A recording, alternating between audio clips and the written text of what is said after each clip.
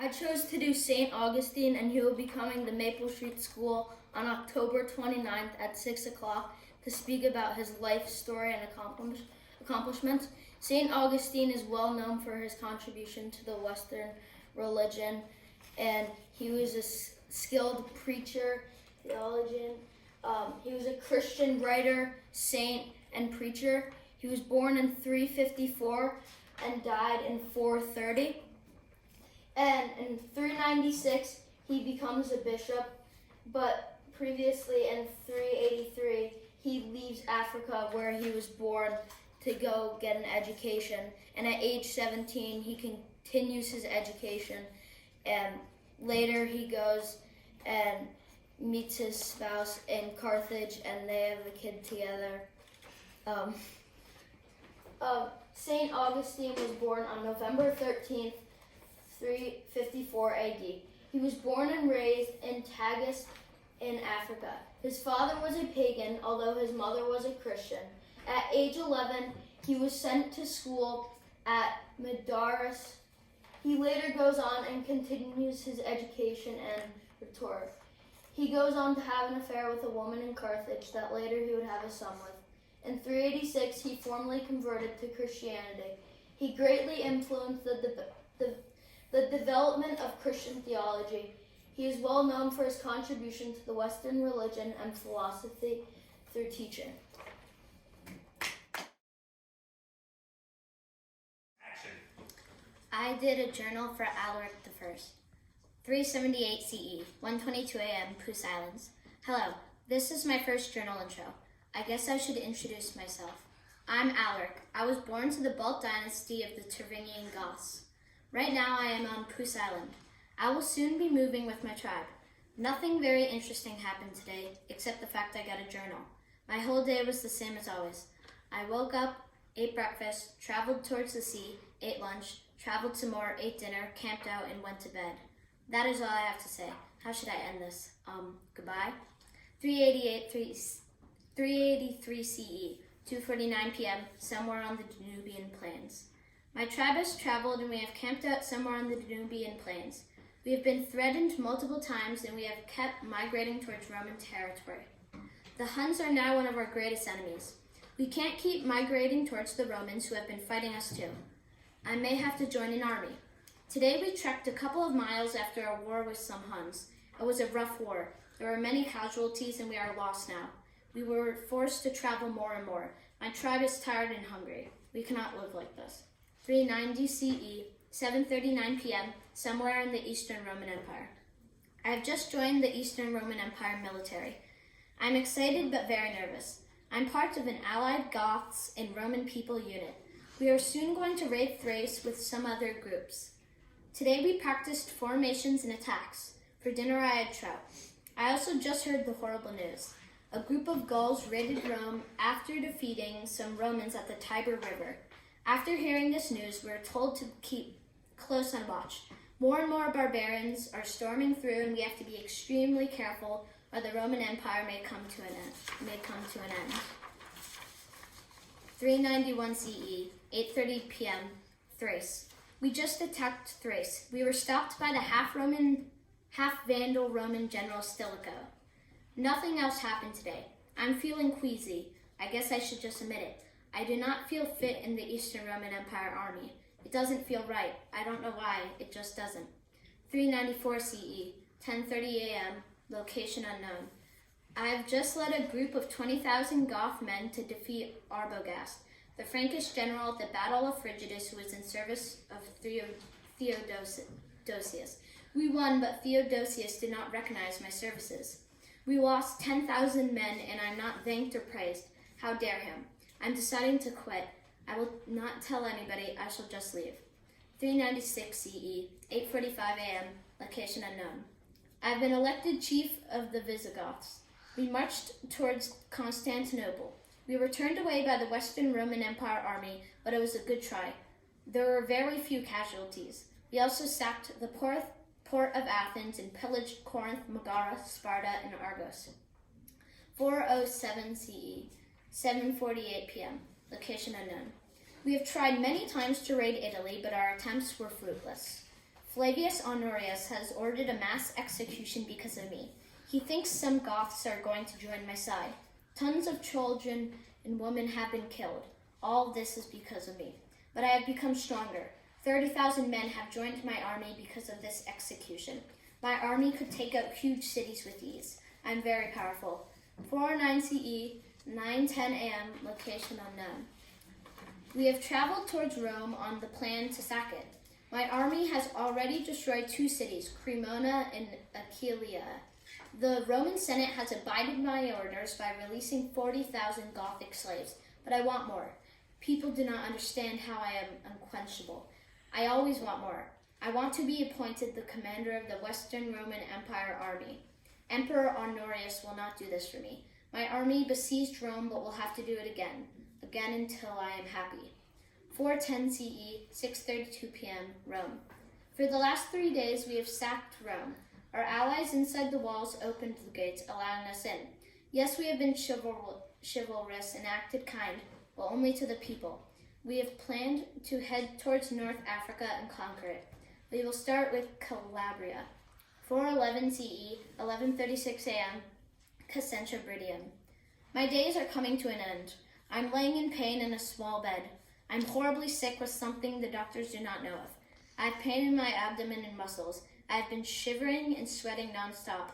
The storm in North Africa killed many of my men. I want to be buried under the river. My people shall bury me. I want ...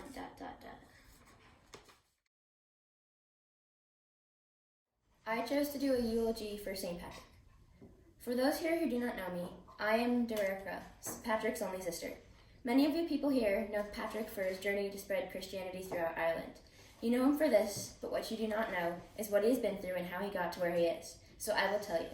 Patrick had a rough early life. We grew up in a town in Britain with our mother, Conchisa, and our father, Calpurnius. Our parents were very wealthy, but they weren't very religious and didn't have our beliefs. Patrick's original name was Maewyn Suchet, but he switched his name to Patrick when he became a priest. At age 16, Patrick was torn from our family by Irish raiders and forced into slavery as a herdsman, where he stayed for 6 years. During these 6 years, he learned how to speak Irish and developed his faith in Christianity. Somehow, after those 6 years, he escaped and spent a brief period behind bars before he finally found our family. I don't really know how he found us or what happened after this, but what I do know is that he left for Ireland and started to minister the current Irish Christians as well as turning the non-believers to Christianity. This was one of the bravest things he did. And he did pay for being outgoing by constantly being on the run and was in captivity quite a few times. But despite all this, he kept following his dreams and his religion, and Ireland converted fully to Christianity in 432 AD. While he was on his journey, many legends came together, and some of you might know some of them. The most well-known legend is of him banishing the snakes from Ireland, and that is why there are none to this day. The other common one that you might know is of him describing the Holy Trinity to an unbeliever. He used a clover because it has 3 leaves, and all the leaves come together into one stem. One of the reasons that Patrick succeeded in his quest was his determination and his ability to put others before himself.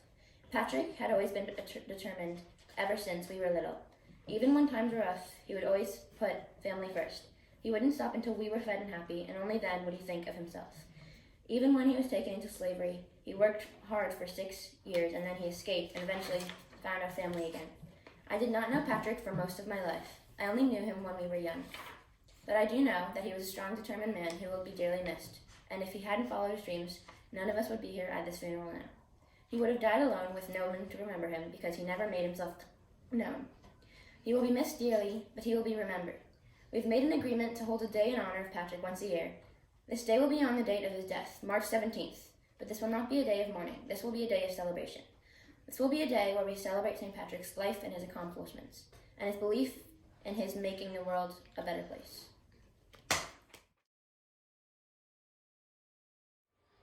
I did an animation for Clovis the First, and without further ado,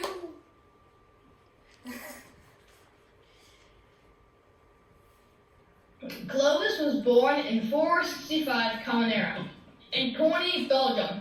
His parents were Childeric I and Basina of Serengina. He had 5 kids: Balthazar I, Childeric I, Spitic I, Toldomir, and Ingimir. He had a wife named Clotilde, who was a Burgundian princess. Clovis was a pagan for most of his life, but decided to become Christian in 496 Common Era. He was the first Frankish ruler to make all the tribes of the Franks to go under one ruler. This caused the form of leadership to change. He's very well known for being the last Roman emperor of Gaul. After he conquered Gaul, and when he gained more power, which meant, of course, more wealth and more land. He died on November 27th, 511 Common Era, but is known as the originator of the French nation.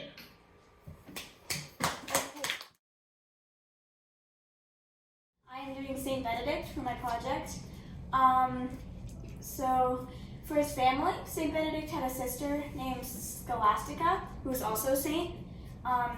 She was a saint of many things. She was a patron saint of nuns, education, and conclusive children.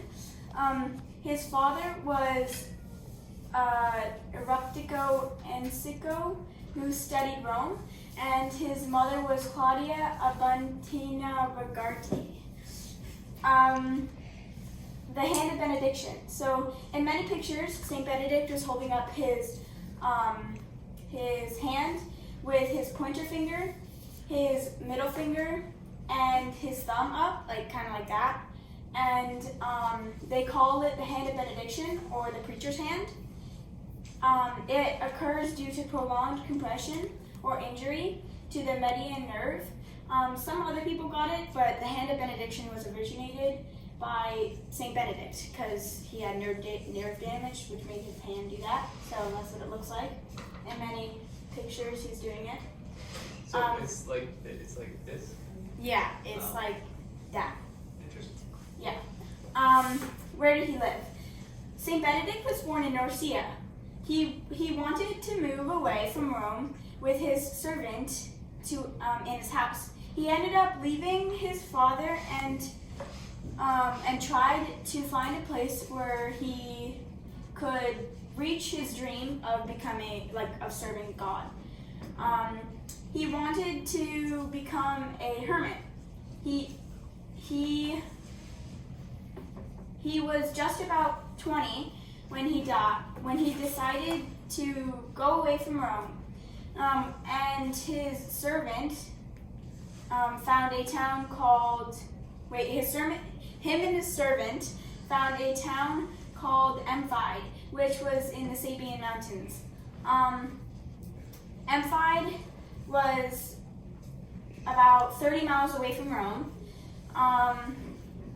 and he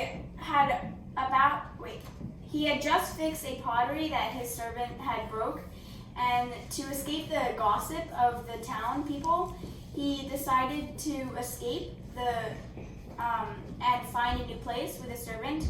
He found a new place called Sabaco, and expressed his desire to become a monk. And then he found this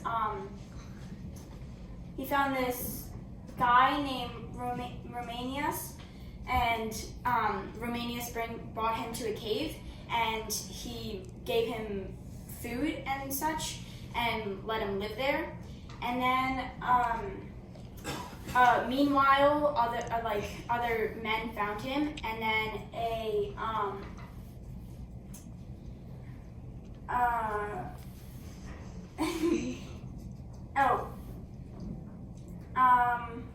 a priest had also found him, and the priest brought him to his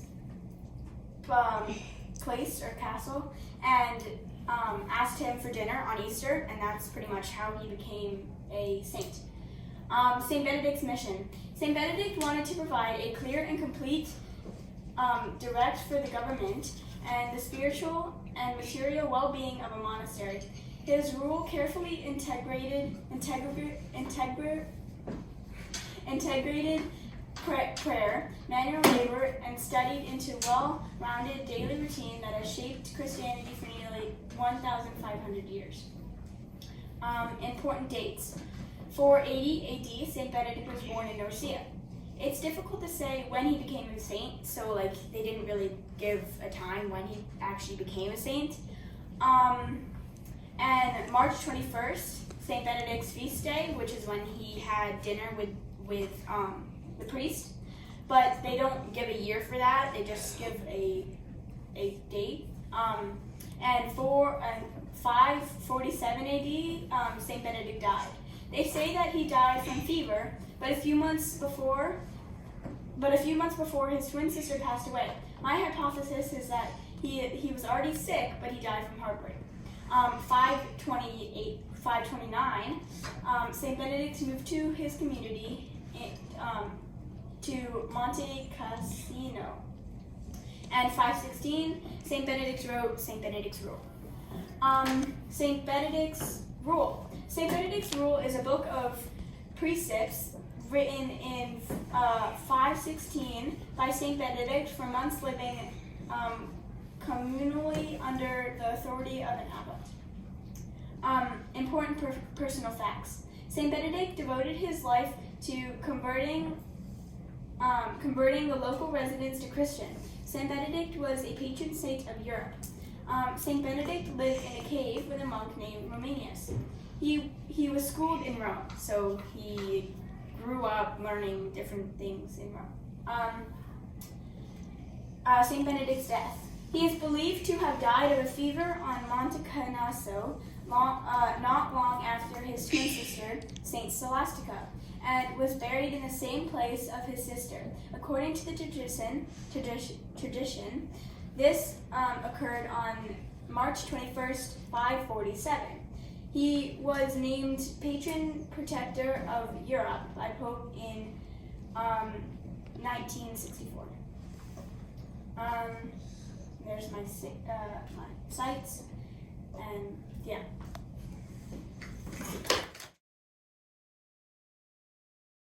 I did a Google slide presentation for Theodora.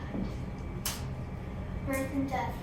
Theodora was born in Cyprus 500 CE. She died in Constantinople 548 CE. She died from cancer. She was 48 years old.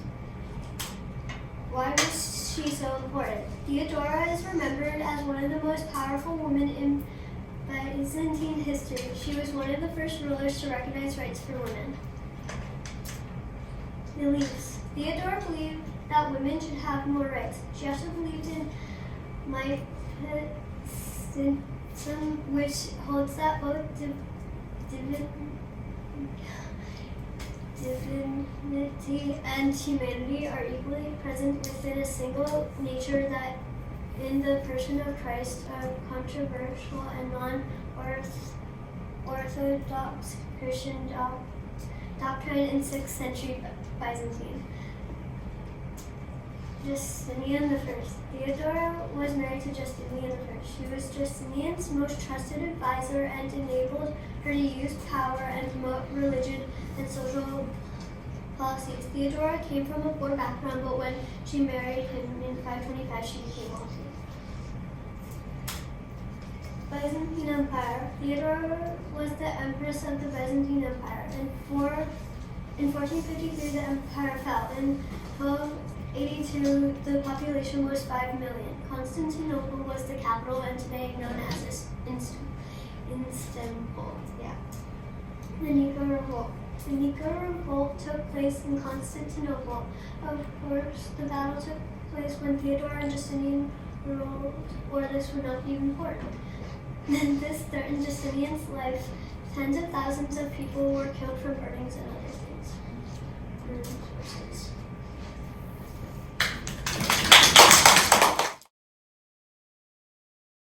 I did a poster on Justinian, and he will be coming to Maple Street School on October 21st to talk about his life story and his life accomplishments. And he was born in 483 AD and died on November 14, 565 AD. He ruled from 527 AD to 565 AD, so from when he died. He made laws that protected slaves and women that really helped him, and he was the last Roman emperor to speak Latin. he is also known for the emperor that never sleeps because he's known for his hard work. And a couple of his accomplishments were he rebuilt Constantine with the Justinian Code, which the Justinian Code is collections of laws and legal interpretations, the meaning developed under the support of Byzantine Emperor Justinian from 529 to 565 CE. Mostly speaking about the works did not constitute a new legal code.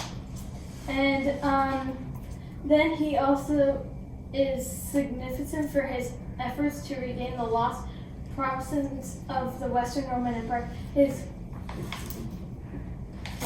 The codification of Roman law and his horticulture achievements. He made laws that helped women and slaves. And he'll be coming at 6 to 9 p.m. And then I made a flyer that will be handed out, and it just says that he will be joining us to speak at Maple Street School, and to also be talking about the Justinian Code.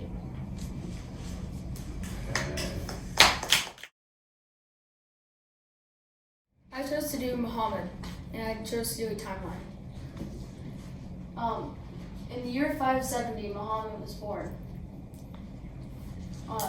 In the year 595, Muhammad marries his wife Khadijah. In the year 610, Muhammad becomes one of the Prophet of Allah. 613. In the year 613, Muhammad begins spreading a message of Islam's publicity to all the Meccans. In the year 614, heavy prosecution of the Muslims began. In the year 619, his wife Khadijah dies. In the years 623 to 627, there are many battles, including the Battle of the Badr, and the Battle of the Uhud, and the Battle of the Trench.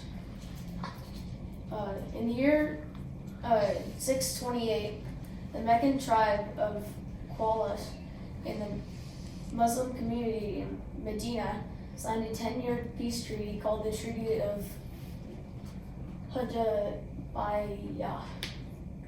In the year 632, Muhammad dies from an unknown illness.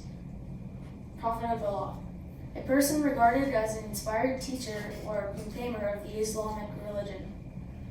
Muhammad was a prophet because he once preached in Islam. Persecution of the Muslims. Persecution of the Muslims is the religious persecution inflicted upon followers of the Islamic faith.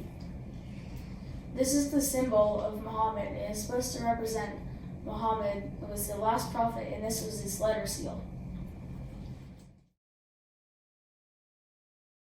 I chose to be Maximus the Confessor, and I chose to do a eulogy. Maximus the Confessor was a wise and intelligent man. He made some huge accomplishments in his life. He was a monk, theologian, and scholar. In his early life, he was a civil servant, but he was able to do so much more. He received an excellent education, studying philosophy, grammar, and rhetoric. He was well-read in the authors of antiquity, Plato, Homer, Aristotle, and he also mastered philosophy and theology. Saint Maximus resigned from his duties at court and went to the Chrysopolis monastery, where he received a monastic tonsure because of his humility and wisdom. He soon won the love of the brethren, fellow Christian members of a male religious order. He was chosen igumen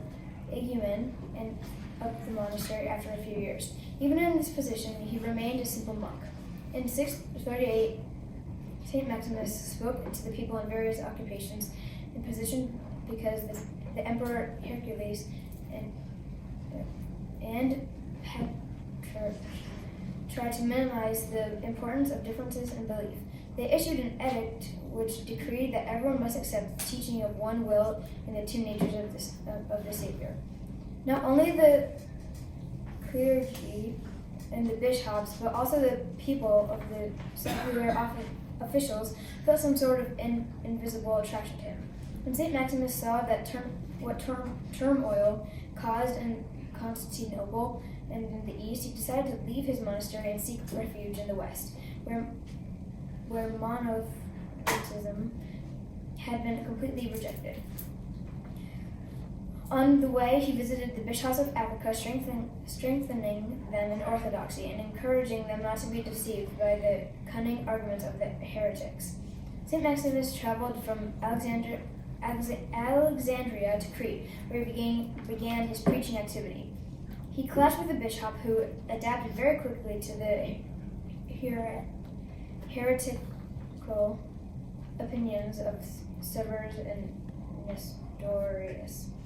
The saint spent 6 years in Alexandria and the surrounding area. St. Maximus went to Carthage and preached there for about 5 years. Maximus returned to Africa in the year 647, where Constans II received the decisions of the council, and he gave orders to arrest both Pope Martin and St. Maximus. The emperor's orders was fulfilled only in the year 654. St. Maximus was accused of treason and locked up in prison.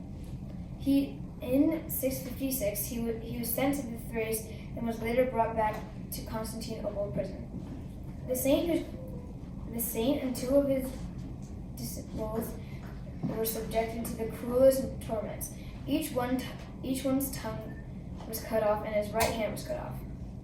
Then they were exiled to Sicram in Scythia, enduring many sufferings and difficulties on the journey. After 3 years, the Lord revealed to St. Maximus the time of his death, August 13, 662.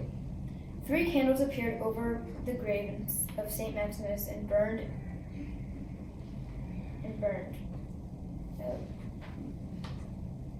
This is the sign that St. Maximus is a beacon of orthodoxy during his lifetime, and continues to shine forth as an example of virtue for all. Maximus was such an amazing leader that his tomb has even healed people's wounds. This man, St. Maximus the Confessor, spent his whole life helping others. Whenever he was going somewhere, he would stop and spend years helping others. When he heard about something that is affecting people, he went to help. This man helped shape who we do now. He encouraged many people, and he had made them confident again, even when they didn't think it could get better. Everything happens for a reason, and there's a reason for this man's death. Goodbye, Maximus. Charles Martel. He was born in 686 AD, and then some other people say 688, so around then.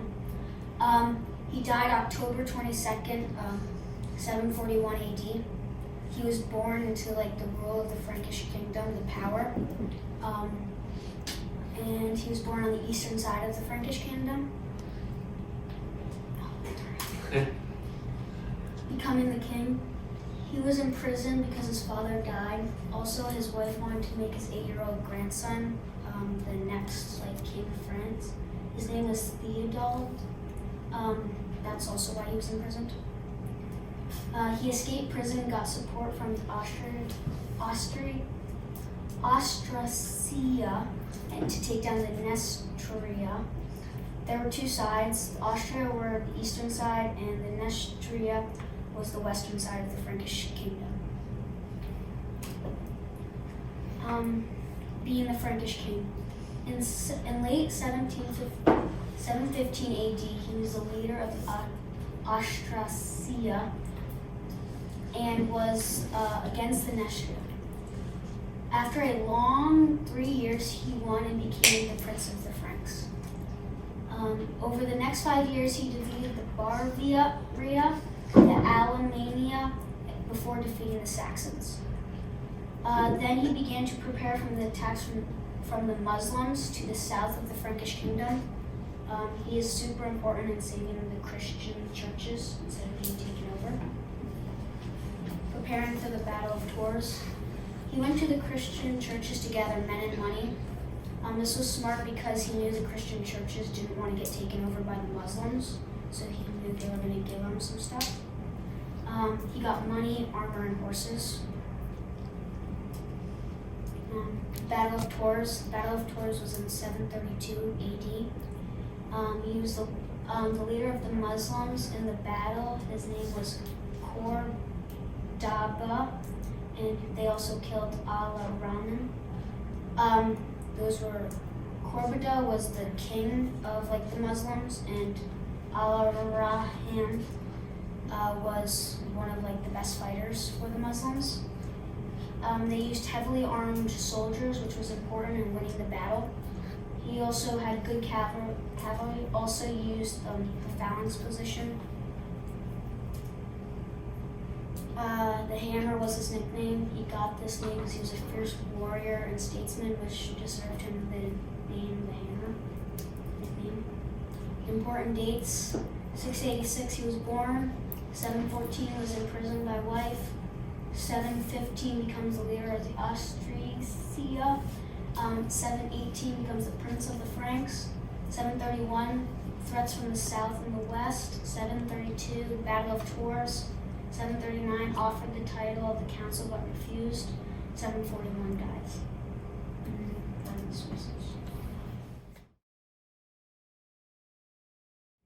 I made a video for Pepin the Short. It's in an animated biography, sort of, kind of like that. I just said sort of and kind of, but yeah.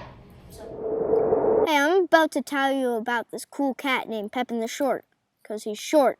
That's why he's called that. Anyway, he was 4'4" according to Charlie Sear, and Charlie Sear is a good source. Anyway, Pepin was born in 714. Pepin was born in 714 to Charles Martel and Chortrude. Yes, that's her name, Chortrude. Pepin and his brother Carloman were taught by monks in St. Denis. When he was 26 years old, he married Bertrada of Leon. So, when Charles Martel died, Pepin and Carloman came into power. They also had a half-brother named Griffo, but he had, no family status. He was also imprisoned, so. 6 years later, in 747, Carloman retired to a monastery, leaving Pepin as the sole ruler. Later in that year, Pope Zachary made Pepin the Short the King of the Franks. He battled some Lombards, made some official proclamations, and raised Charlemagne. In 768 AD, Pepin the Short died in St. Denis. Thanks for watching. Side note, I feel bad for the women in the Middle Ages. They had the most awful names, like Chortrude, Bertrada. What?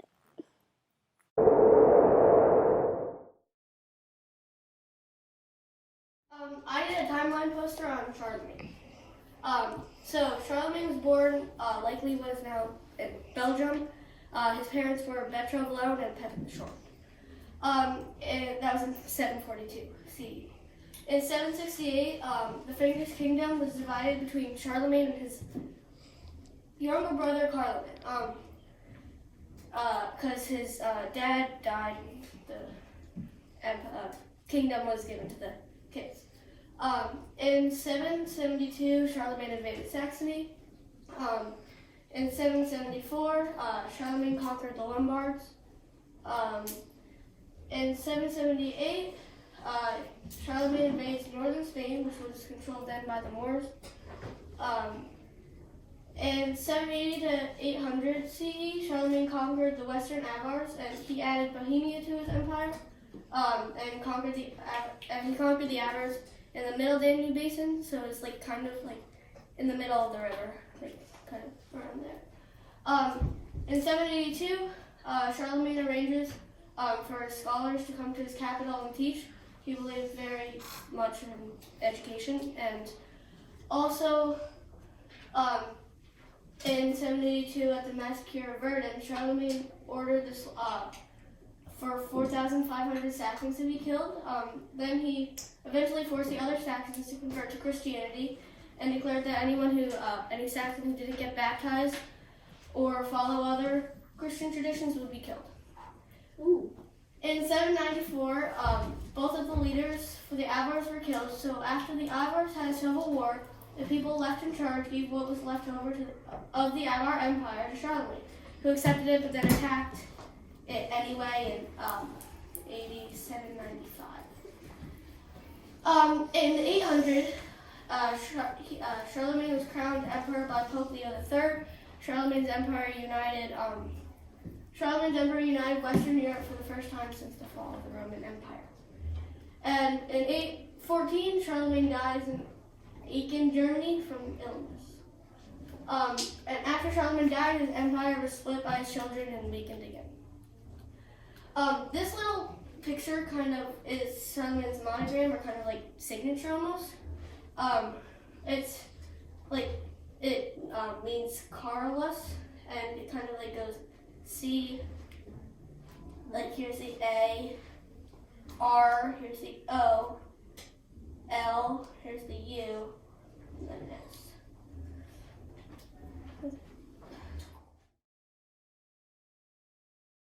I did a video on Alfred the Great. It's a stop motion on his life.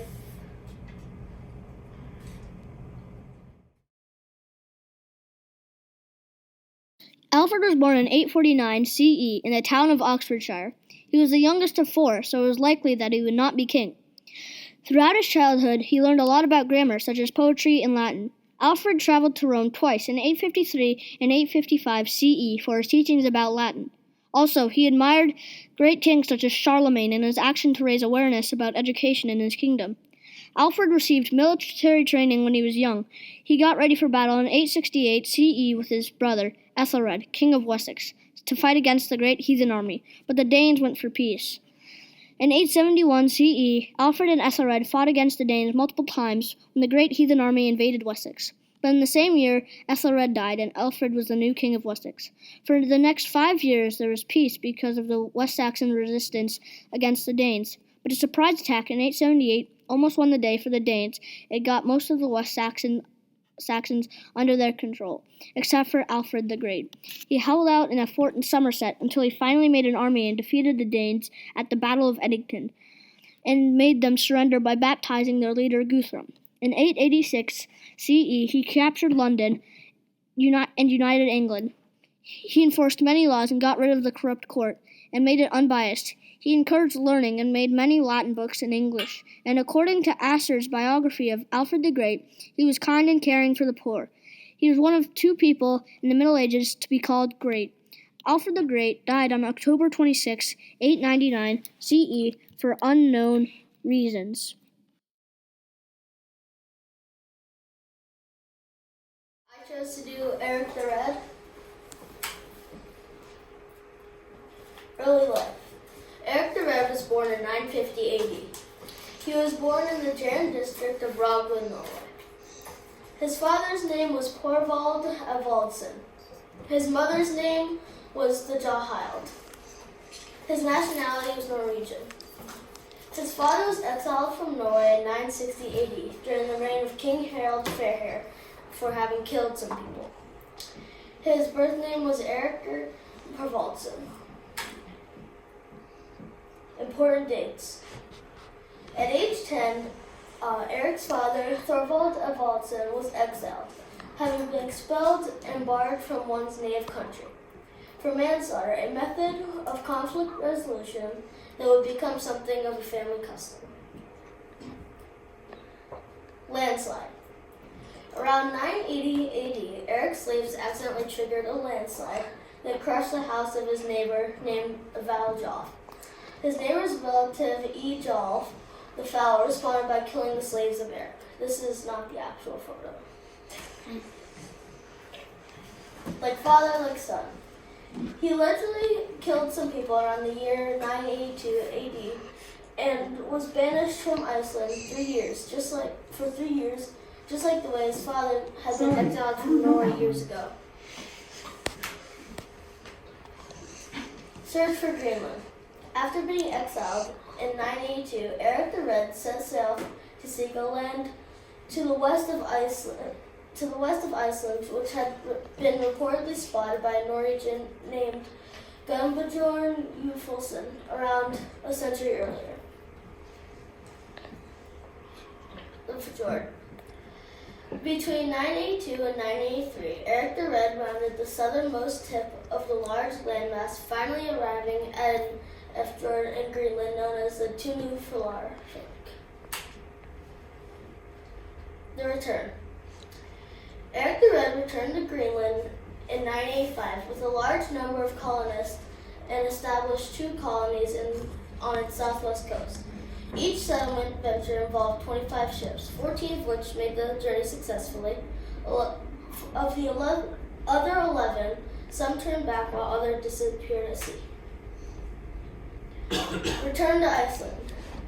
In 986 AD, Eric the Red returned to Iceland and formed a colony. Death. One group of immigrants, which arrived in 1002 AD, brought with it an epidemic that ravaged the colony, killing many of its leading citizens, including Eric himself. Sources.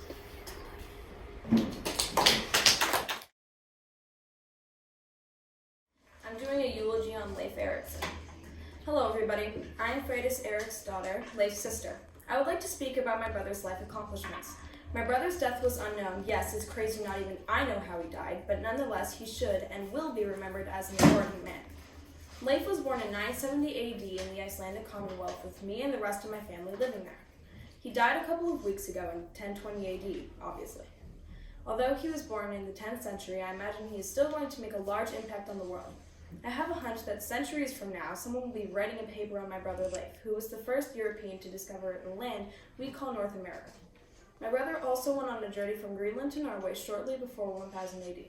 He purchased a ship from a fellow Norseman, gathered a crew of 35 men, and set sail for the new lands. This journey is the reason he converted to Christianity and is also the reason he discovered North America. My very courageous brother was sailing from Greenland to Norway. In Norway, the Norwegian king, Olaf I, converted him to Christianity. He was then sent back to convert the settlers in Greenland. He was on his way back to Greenland when he was blown off track and landed in North America. That's how we found North America. When Leif found North America, he most likely landed in Cape Chidley, the northern tip of Labrador, and he named the places he found based on what the terrain was like. He named this place Helluland, land of flat rocks. Leif never really told me much about where he was, except that it was new land. He also found a place he named Markland, land of forests, probably the central coast of Labrador. The farthest south place he discovered he named Vinland, possibly the area surrounding of the Gulf St. Lawrence. My other brother, Thorvald, and I visited Vinland after our brother's accidental visit. Our other sibling, Thorstein, tried to explore Vinland, but they were sent back before even reaching Vinland. This was because of bad weather. Leif never went back to North America, but our brother Thorvald did. Leif spent the rest of his life in Greenland, where he spread Christianity to the people there. We should remember my brother for his journey to North America, even if it was accidental. It wouldn't have happened if the weather was good that day. We can also remember my other brothers. Although not being the first to travel there, they still made a successful journey there, besides one sibling, Thorstein, who couldn't make it. Leif's accomplishments definitely made some impact in the world, but he should be remembered and honored. My brother only spent one winter in Vinland, but he found North America and set up a settlement and lived there for some time. His legacy will last as first European on North American land. Leif could have made the choice to leave North America immediately, but he decided to explore and live there for some time. If he didn't explore North America, he wouldn't have any sort of legacy, and one of our brothers definitely would have found North America and would have been honored like Leif, which isn't a bad thing. My brother was a smart, brave, and courageous explorer, and my family and I will remember him for as long as we all live, and so should you. Thank you for coming to this funeral and listening to me speak about my beloved brother. Thank you, and goodbye. To do a eulogy of Canute the Great, also known as King Canute. This is to pay respect to the life, power, and greatness of King Canute, also known as Canute the Great. It is too simple to state that he was born in Denmark in 985 AD and died in 1035 AD. Canute the Great was a great king who at one time ruled 3 kingdoms. Much of his greatness came from the ruthless nature of his invasion into England to bring the land under Danish control. In order to get this done, he had to be more than a fierce warrior. He had to be a leader. He saw that invasions of England in the past had success and failure. No Viking to date had been able to set up control of England even after winning victories, but King Canute knew that he had to organize and lead the people of all Scandinavia, not just Denmark, where he was born. That is why he became King of Denmark, King of England, and King of Norway. All during his lifetime, his reign in England became known as the reign of Danish kings. He was able to do this by putting many Scandinavians in powerful positions. Once he gained control of England after the death of King Alfred in April 1016 AD. To appreciate his success, ran as a great leader in the medieval times, it is important to outline some of the major things he accomplished. He was born into a ruling family of Denmark. His father slain first for beard. He sailed with his father in 1013 AD to invade England. The English agreed to have Canute's father as their leader after King Alfred's death, but he only lived for 1 more year. At the time, there was a struggle between King Alfred's son, Emmet II of Ironsides, and Canute. The English council near Southampton chose Canute to rule England, but the Englishmen near London chose Emmet as their ruler. Finally, at the Battle of Ashton near Essex, Canute won. As of 1016 AD, the English decided to split the territory and have both men rule until Emmet died, and then Canute ruled all of England. A smart move on Canute's part was to kill the Englishmen loyal to Emmet and King Alfred once he was in control. He also gave many important land estates to Scandinavian leaders. After some time living and ruling England, he began to trust some of the Englishmen and use them as councilmen. He used